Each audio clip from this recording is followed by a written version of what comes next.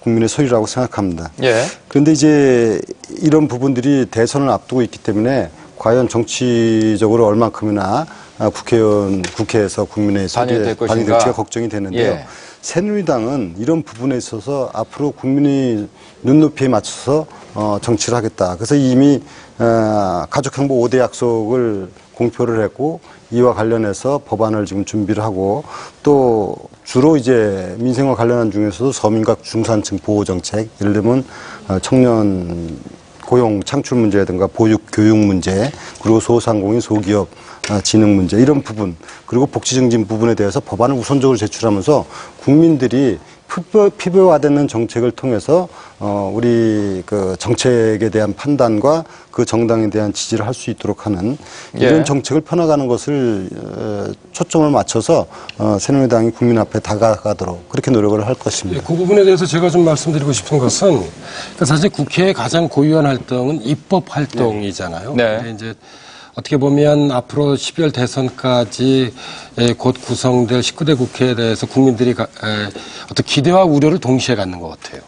그러니까 이제 그 우려라고 하는 측면은 완전 일종의 이제 이 대선 경쟁의 어떤 그런 정치적 그런 이제 어떤 그런 투쟁의 장소가 될 가능성이 있고요. 국회가요. 기대도 저는 할 수 있다고 보는데요. 그것은 뭐냐면 우리가 뭐 정권 심판론이나 이제 뭐 막말 그런 논란 때문에 지금 제대로 부각이 안 돼서 그렇지 이번 총선 공약이 상당히 주목할 만한 것들이 많이 있습니다. 왜냐하면 사실 예상 밖으로 새누리당도 경제민주화와 복지국가를 내걸었기 때문이거든요. 구체적으로 제가 좀 말씀드려보자면 새누리당은 무상보육과 고거교육 확대를 내걸었고 또 공공임대주택 확대도 제시했습니다. 반면에 민주통합당 같은 경우는 반값 등록금, 기총노령연금 2배 인상 이런 걸 내걸었고요. 경제민주화에서 그 재벌개혁에 대해서도 여권 야권 모두 계열사 일감 몰아주기나 중소기업 영역 침해 등을 제한하겠다고 공약했죠. 말씀하셨는데 물론 재원 마련이 관건이겠죠. 그러나 이제 제가 보기엔 이렇습니다.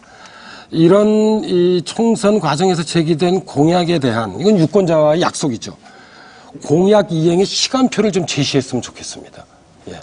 다시 말씀드리자면 국회에 등원하기 전에 제시한 공약들을 어떤 수준까지 언제까지 달성하겠다는 시간표를 뭐 새누리당이든 민주통합당이든 좀 제시를 하게 되면 그리고 이제 이와 연관된 입법 활동들을 19대 국회가 출범하자마자 이게 추진하게 되면 저는 대선 과정이 오히려 그런 어떤 정치적인 그런 어떤 투쟁의 어떤 그런 이 장이라기보단 생산적인 정책 경쟁의 장이 될 수도 있습니다. 왜냐하면 유권자들에게는 어떻게 보면 훨씬 더 이런 것들이 더 투표장을 끌어낼 수 있는 설득력 있는 어떤 그런 대안이라고 볼 수 있거든요. 그래서 좀 학계에 있는 연구자로서 좀 말씀을 좀 드리고 싶은 것은 좀 공약 이행 시간표를 포함해서 이게 어떻게 보면 꼭 우려만 나타날 건 아닙니다. 그럼 기대가 좀 현실화될 수 있게.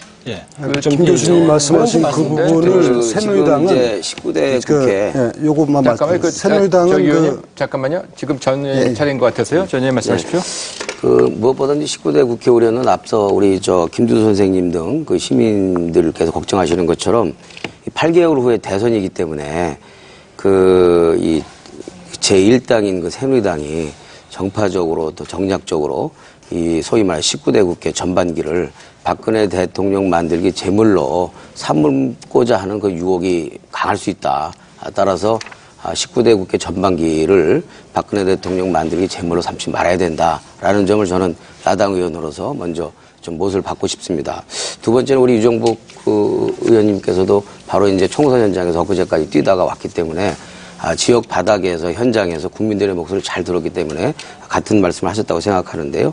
총선 현장에서 나타난 민심은 가장 큰 고통이 물가 실패입니다. 그리고 일자리 실패이고 그것으로 인해서 또 재벌 중심 경제 정책 이런 것으로 인해서 골목 경제가 매우 어려워졌고 중소상공인과 자영업자 이런 분들이 매 비명을 지르고 있는 상태거든요. 골목 경제와 서민 경제가 완전히 좀 망가져 버린 거죠. 이런 문제들에 대해서 하나하나 좀 점검을 해서 우선 여야 간의 총선에서 정책 공약으로 내세운 것 중에서 공통적인 것을 먼저 선별해서 이것들을 우선 처리하는 그런 그 방식으로 나가게 되면 그래도 좀 우리가 국민들의 고통을 좀 빨리 해결할 수 있고 또